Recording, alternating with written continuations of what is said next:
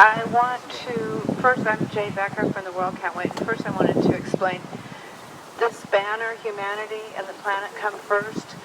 That's what this says here in Urdu, the language of Pakistan.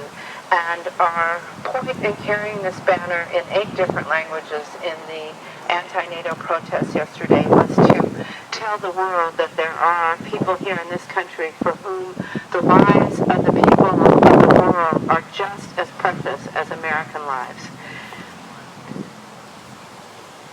The Vardez massacre made in America.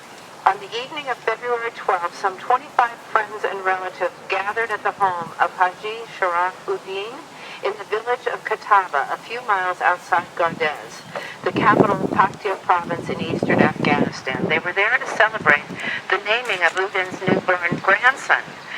Sitting together along the walls of a guest room, the men had taken turns dancing while the musicians played, reported the Times of London. Before sunrise, 5 innocent Afghan civilians, all relatives, would be murdered. Around 3 a.m., one of the musicians went outside the compound to use the toilet.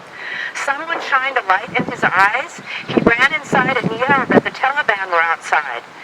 With most of the guests sleeping, Uddin's son, Mohammed Dawood, a police commander himself, went out to investigate with his 15-year-old son. Perhaps under fire, no doubt in terror, father and son ran across the courtyard. Both were shot by a gunman on the roof. The Times reported on March 13th that Dawood was killed instantly. His son was hit twice but lived. Some in the compound realized that the attackers were not Taliban, but American Special Forces and Afghan police special forces looking for suspected Taliban. Uddin's second son, a prosecutor, came to the door because he spoke some English. Sayyid shouted, "Don't fire, we work for the government," Commander Dawood's mother said. But while he was talking, they fired again. I saw him fall down. 3 women were crouching behind him in the doorway. Bibi Shireen, 22, the mother of 4 children, under 5. Bibi Salah, 37, the mother of 11 children, and Gulala, 18. Both mothers were pregnant. All 3 were gunned down by the volley that killed Sayer. 2 of the women died instantly. Galilai, the 18-year-old who was engaged to be married, was wounded and died later. We had already bought everything for the wedding. Her soon-to-be father-in-law, Saeed Mahmoud Mal, the vice-chancellor of Gardez University, said. All the survivors interviewed by the New York Times insisted that Americans had conducted the raid and the killings and that they were not in uniform.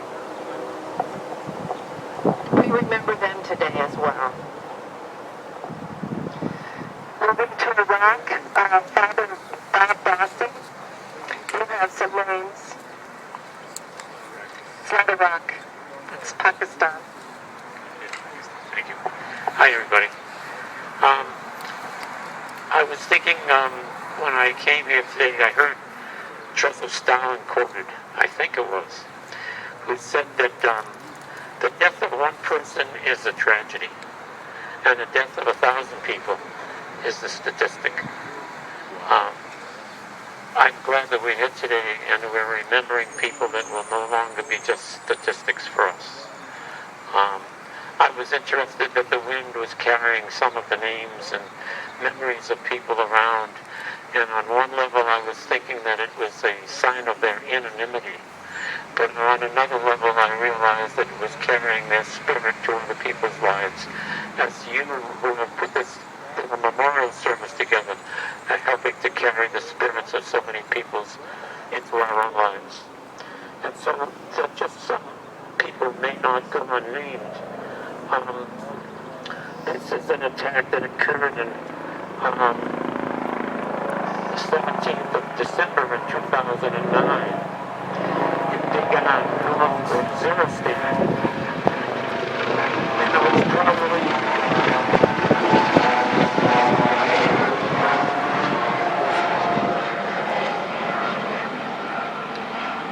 probably a helicopter similar to the one It was probably a helicopter similar to the one above, but one that had more of a stealth technology that took the lives of these people, who were 6 civilians, rescuers, who were reportedly killed, and 5 of them were named, and they are these: Bashullah, Amir Khan, Shair Ullah, Abidullah, and Fazl Rabi, all of the Dawah tribe.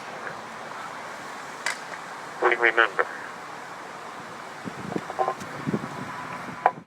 Ladies and gentlemen, I had some names in my phone, but like my dear friend said, that there are millions and thousands of people who are suffering. Each day they wake up with a fear that if they go out or even they stay home, there would be something coming from the sky, killing them and their family and their neighbors. Every day they go out with fear that somebody is going to kill them on the streets, or some strange machine from the sky will shoot fire on them. Thousands of people in Pakistan's northwest frontier and in those areas are dying. Let me tell you the survey which came last year or year before that the drone attacks are only 97.5 failure. Only they say the failure. 2.5 success rate. So what we are getting is 97.5 collateral damage. 97.5% they are killing innocent women, innocent children, newborn children. And I'm seeing these are not true children, not true infants. But believe me, in Pakistan, there are children like this who die every year in thousands, in hundreds because of this violence.